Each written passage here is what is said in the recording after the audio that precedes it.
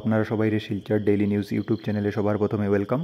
তো আজকের ভিডিওতে আমি আপনার সাথে শেয়ার করবো ওয়াকেফ অ্যাক্টের প্রটেস্ট আজকে যেটা করা হয়েছে শিবভূমি ডিস্ট্রিক্টে। এটার একটা অর্ডার কপি বাইর হয়েছে ডিসির তরফ থেকে শিবভূমি। তো আপনারা ভিডিওটা আজকের লাস্ট অবধি দেখুন, আমি আপনারা পুরো বাংলাতে পুরো ডিটেলসে হইয়া দিব। আর আপনারা যদি এখনও আমরা শিলচর ডেইলি নিউজ ইউটিউব চ্যানেলটা সাবস্ক্রাইব না করিয়া থাকুন, তো আমরা শিলচর ডেইলি নিউজ ইউটিউব চ্যানেলটা আপনারা সাবস্ক্রাইব করুন আর আমরা হোয়াটসঅ্যাপ চ্যানেলটা জয়েন করুন। হোয়াটসঅ্যাপ চ্যানেলে জয়েন করার যেটা লিঙ্ক আছে এটা আপনারা পাইবা ভিডিওর নিচে ডেসক্রিপশনও।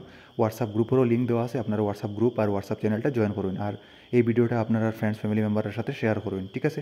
তো আজকের যেটা অর্ডার কপি আপনি এটা এখানে দেখতে পারবা 7 এপ্রিল মানে আজকের ডিস্ট্রিক্ট কমিশনার শিবভূমি।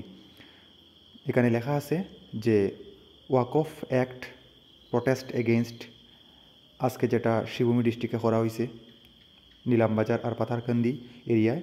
তো এটার কী অর্ডার কী ল অ্যান্ড অর্ডার বাইর করা হয়েছে ডিসির তরফ থাকিয়া আর কী রুল রেগুলেশন মেনটেন করে চলতে লাগবো এটা আমি ডিটেলসে এখন হইয়া দিব আপনারা।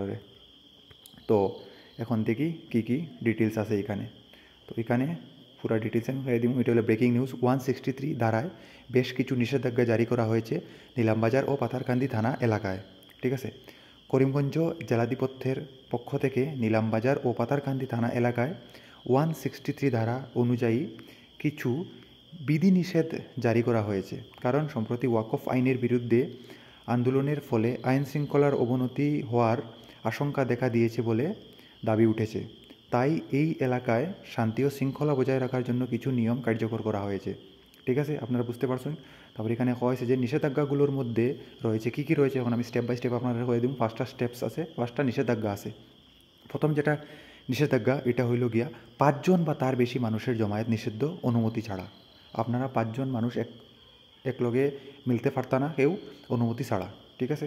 তারপরে এখানে হয়েছে যে কোনো ধরনের মিছিল, ধর্মঘট, সমাবেশ বা বিক্ষোভ করা যাবে না অনুমতি ছাড়া।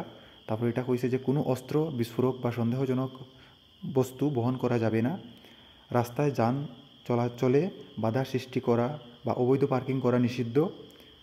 5 নম্বরটা হইল উচ্চস্বরে মাইক বা সাউন্ড সিস্টেম বাজানো নিষিদ্ধ। এই আদেশ জরুরি ভিত্তিতে কার্যকর হয়েছে এবং পরবর্তী নির্দেশ না দেওয়া পর্যন্ত এটি বলবৎ থাকবে। তবে সরকারি ও জরুরি পরিষেবার অ্যাম্বুলেন্স, ফায়ার সার্ভিস ইত্যাদি জন্য এই আদেশ প্রযোজ্য নয়। সংক্ষেপে এই আদেশের মাধ্যমে প্রশাসন এলাকার শান্তি ও নিরাপত্তা নিশ্চিত করতে চেয়েছে যাতে কোনো বিশৃঙ্খলা না হয়, ঠিক আছে? আজকের ভিডিওটা আপনারা প্লিজ আপনার ফ্রেন্ডস ফ্যামিলি মেম্বারের সাথে শেয়ার করুন, আমরা চ্যানেলটা সাবস্ক্রাইব করুন আর হোয়াটসঅ্যাপ চ্যানেল হোয়াটসঅ্যাপ গ্রুপটা জয়েন করুন। Thank you.